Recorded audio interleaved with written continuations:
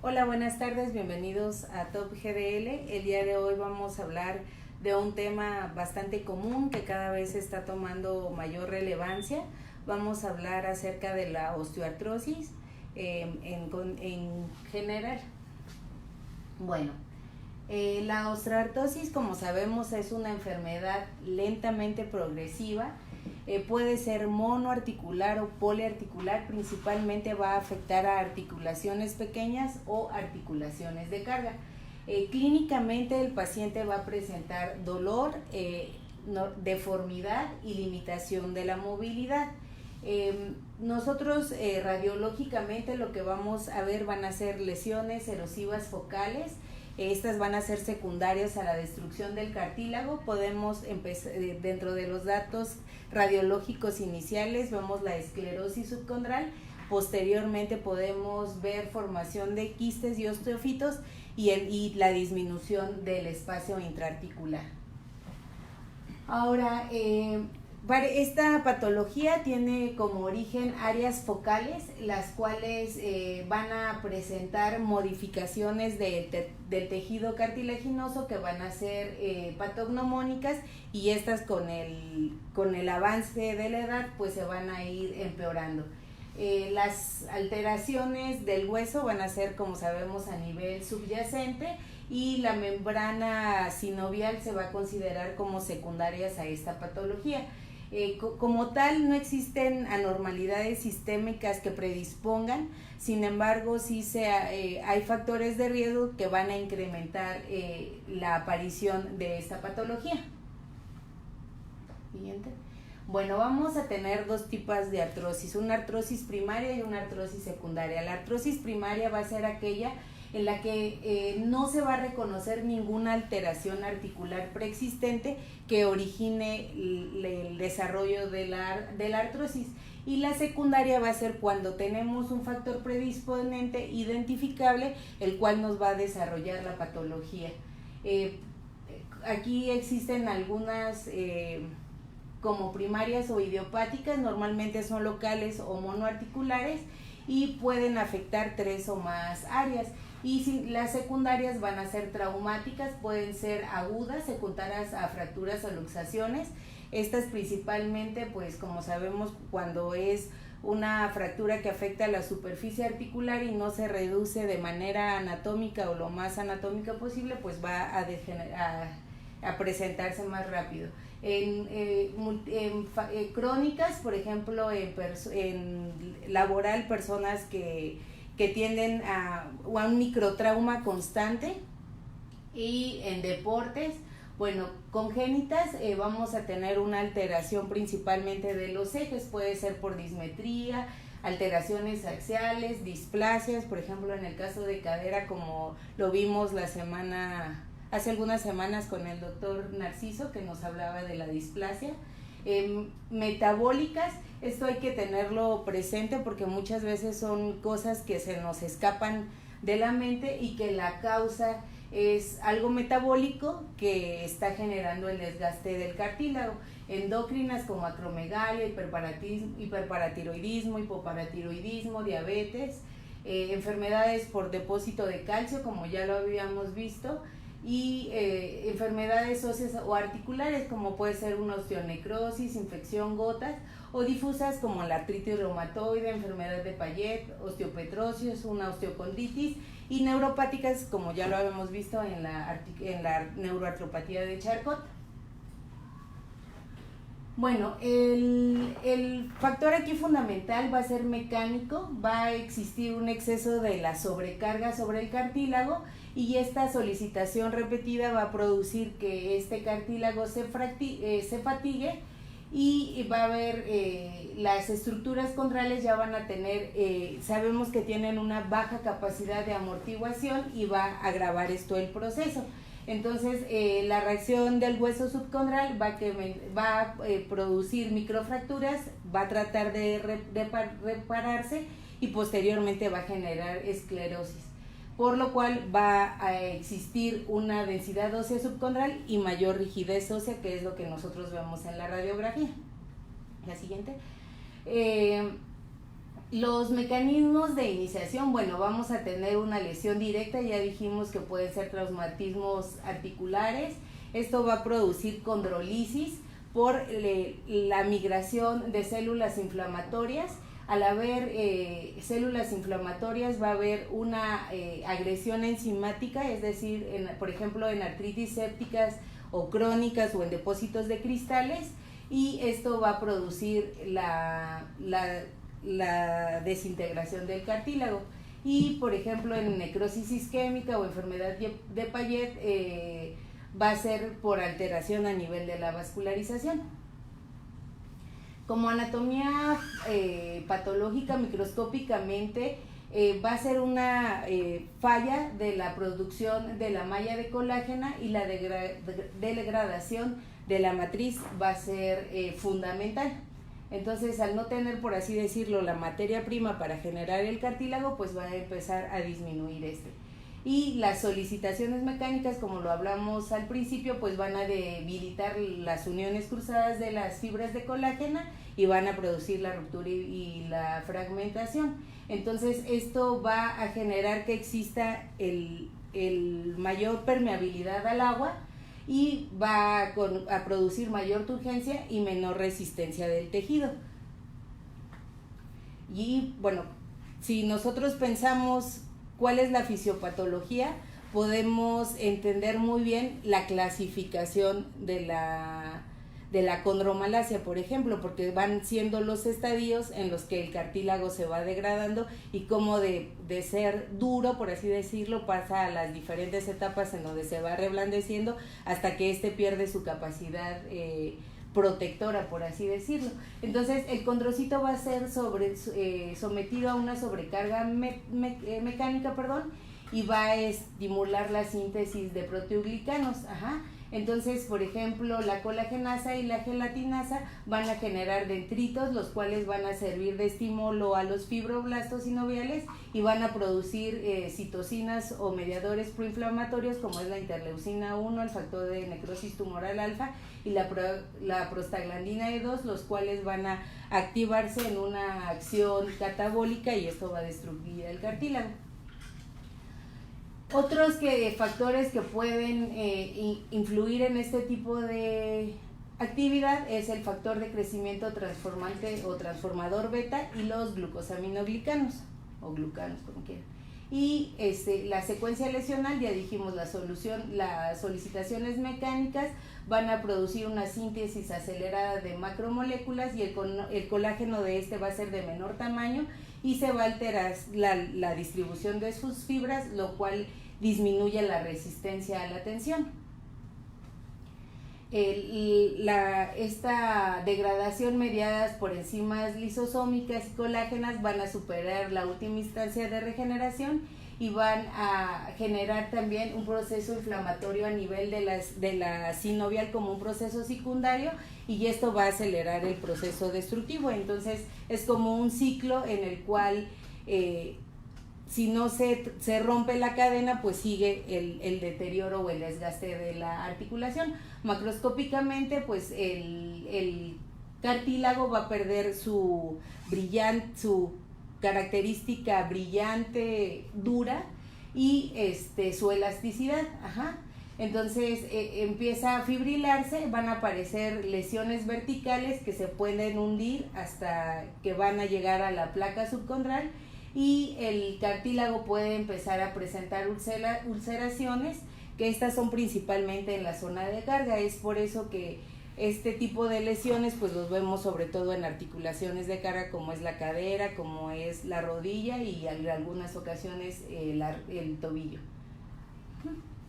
Ahora, la cápsula articular y la membrana sinovial van a tener una afectación secundaria al deterioro condral. Entonces la cápsula se va a engrosar y va a limitar la movilización articular. Entonces aquí es donde nosotros empezamos a ver los datos clínicos por los cuales el paciente se presenta con nosotros. Ya tenemos que el cartílago está disminuido, ya existen microfracturas, microlesiones, y una membrana sinovial engrosada o una cápsula articular artelada pues nos va a dar limitación de la articulación. El hueso subcondral va a tener ulceraciones condrales y van a sufrir esta esclerosis. El margen osteocartilaginoso van a aparecer protuberancias, los cuales conocemos con osteofitos, y cuando estos se pueden agravar vamos a ver los quistes subcondrales o principalmente la presencia de quistes.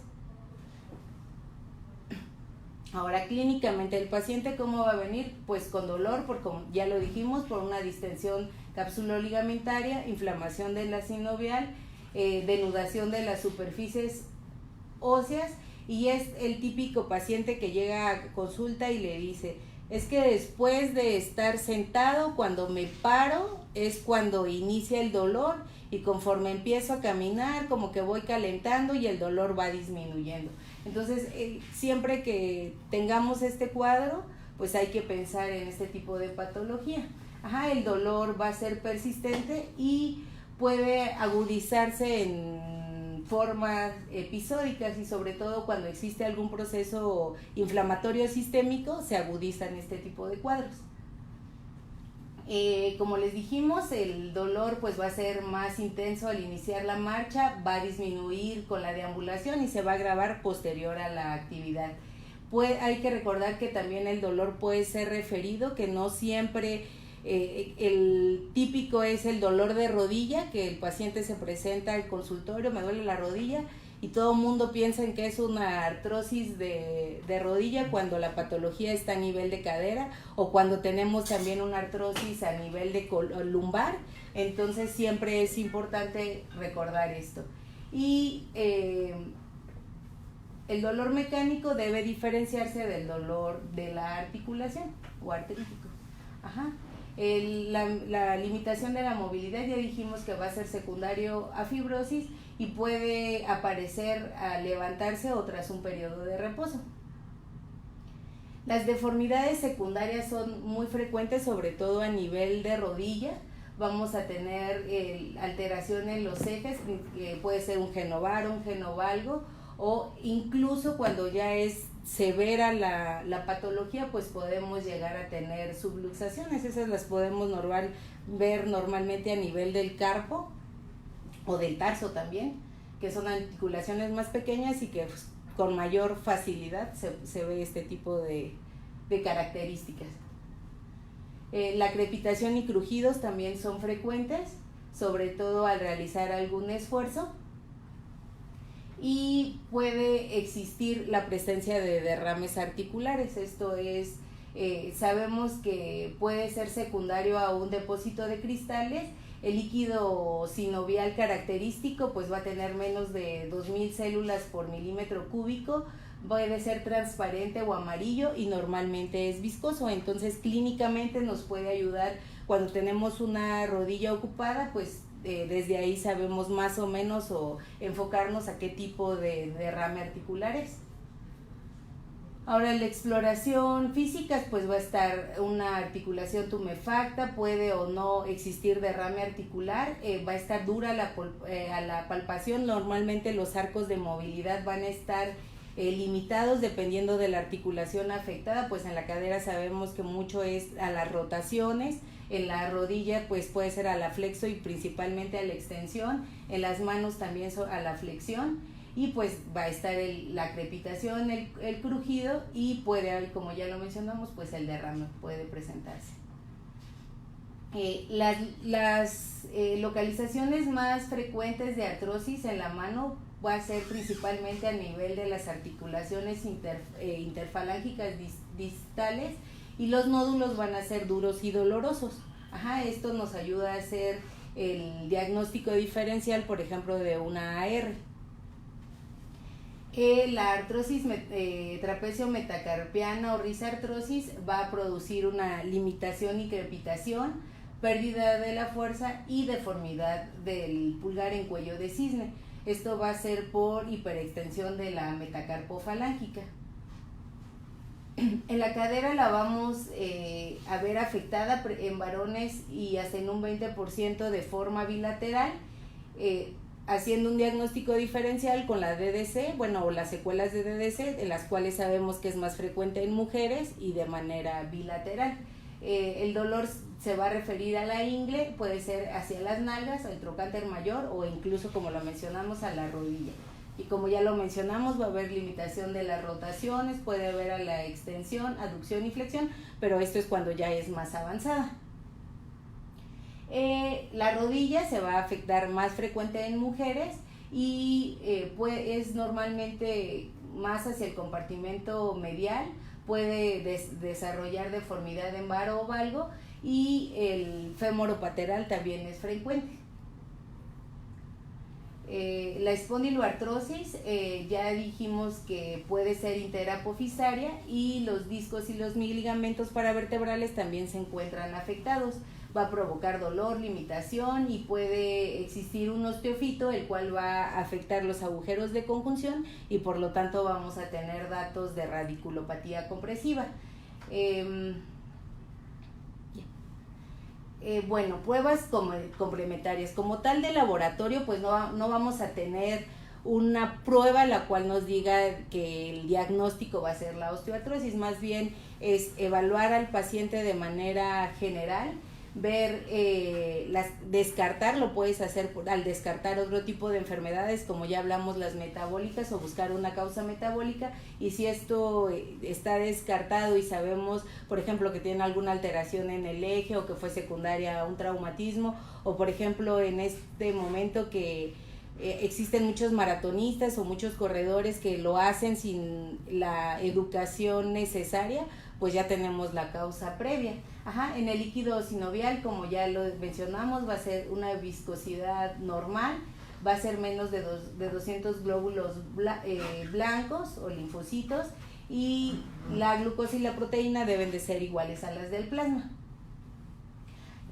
Pues es nuestro caballo de batalla, es algo muy simple, una radiografía, con eso podemos saber ¿qué es lo que vamos a observar? Bueno, pues vamos a ver la disminución del espacio interarticular, la presencia de esclerosis subcondral, la presencia de osteofitos, quistes subcondrales, puede haber la presencia de cuerpos libres y, como ya mencionamos, la incongruencia articular o subluxación de las articulaciones ya en estadios avanzados.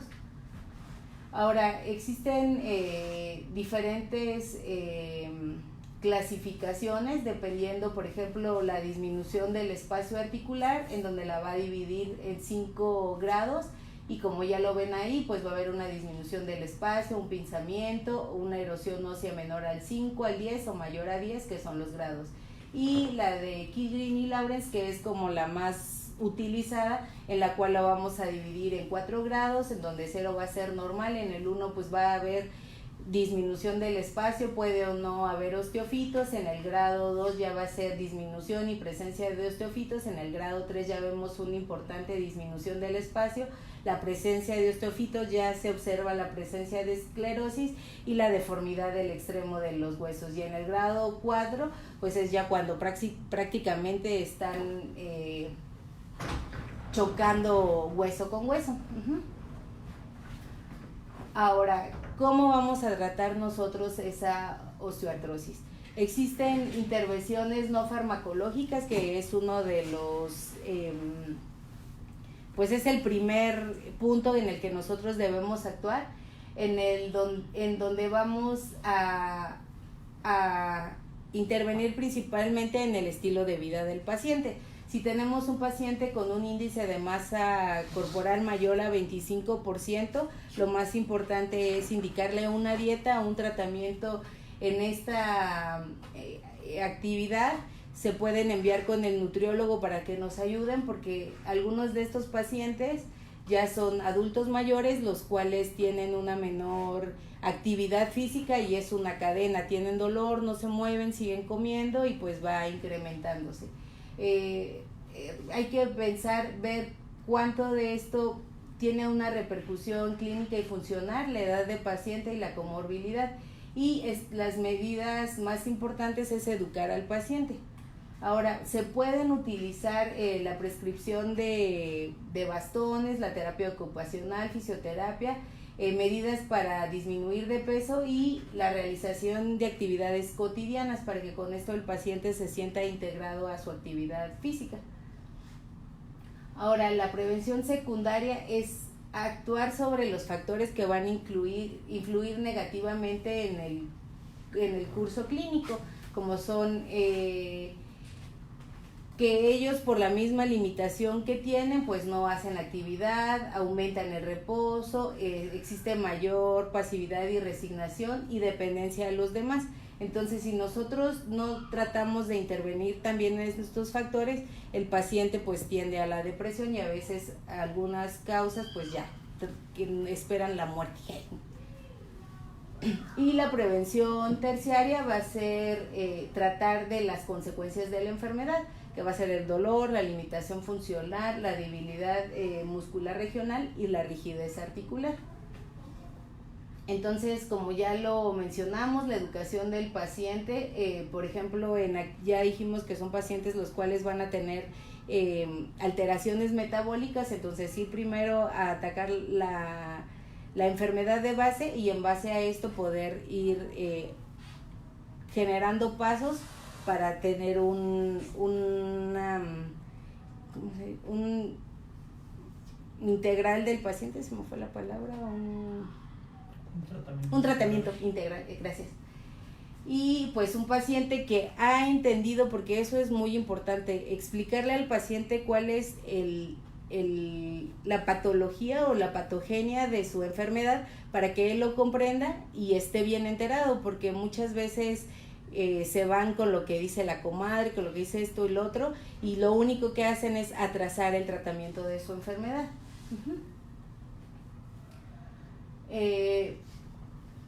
Aquí esto es importante, dar todo el contexto que envuelve la enfermedad, no tanto hablar de la enfermedad, sino de las causas, y cuáles son las habilidades que él puede utilizar para afrontar su enfermedad. Ahora, en general, normas de protección articular y conservación de la energía han calculado que la rodilla tiene diferentes actividades dependiendo de la postura y los movimientos, entonces es importante tratar de alterar este tipo de actividades, como ya lo mencionamos, con el uso de algún aparato o de algún soporte para disminuir la carga sobre dicha articulación. Bueno, eso es prácticamente lo mismo. Las técnicas de conservación de la energía reduce el cansancio y permite ahorrar esfuerzos durante las actividades cotidianas. Entonces esto permite que el paciente se siga moviendo y con esto disminuir ese círculo vicioso que estamos hablando, porque la inmovilización articular pues va a generar la atrofia del cartílago, debilidad de los músculos y ligamentos periarticulares, y las personas no van a realizar una actividad deportiva lo suficiente para poder mantener su nivel de vida. Ahora, las ayudas para la marcha pues es lo que más nos utiliza, porque como ya dijimos, las articulaciones de carga van a ser las que se ven afectadas, entonces el objetivo va a ser reducir la sobrecarga, mejorar la estabilidad y proporcionar puntos suplementarios de apoyo para que el paciente logre estar de pie o caminando. Entonces ya estos son los que existen diferentes tipos. Ahora ya sabemos que hay de 3 patas o con rueditas, que son los que van a permitir descarga del 20 al 25% del peso corporal.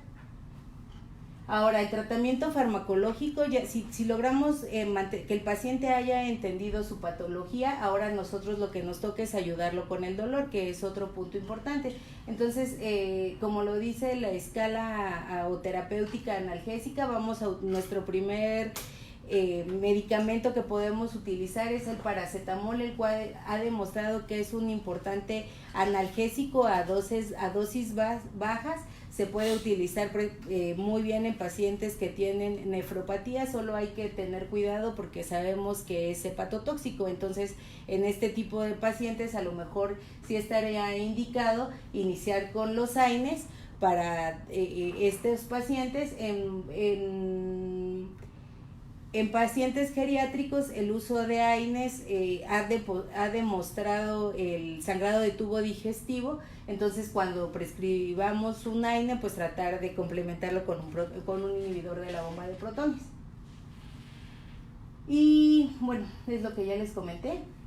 Ahora, cuando ya probamos estos dos y no ha funcionado, bueno, la escala terapéutica dice que pasemos a los opioides o opioides sintéticos, que van a ser, bueno, estos ya son específicos de receptores mu, kappa y delta, y tenemos una gran o una amplia variedad de medicamentos.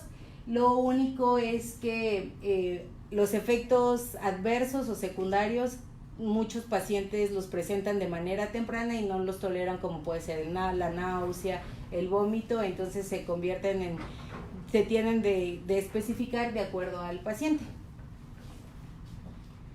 Ya lo dijimos, es la segunda caso cuando es en carga moderada. Y los fármacos de acción sintomática lenta como coldotrin sulfato, existe mucha controversia entre si realmente funcionan o no. Hay literatura y dependiendo de de la corriente que se siga, hay quienes demuestran que pueden utilizarse como una antiinflamatorio y que puede generar una estimulación de los síntesis de proteoglicanos y del ácido hialurónico.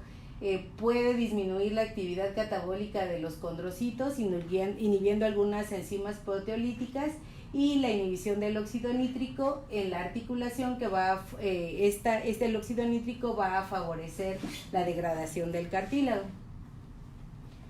La dosis recomendada es de 800 miligramos al día y en una sola toma. La eficacia es para predicción del dolor, mejoría de la función articular y menor consumo de AINES. Y se puede combinar, ya dijimos, con paracetamol o dosis bajas de AINE, y su efecto secundario son la epigastralgia, diarrea y el estreñimiento. El sulfato de glucosamina, hay algunas personas que lo siguen utilizando, sin embargo muchos artículos ya han demostrado que realmente su eficacia es muy dudosa. Otros dicen que de plano no sirve. Lo que sí es que algunas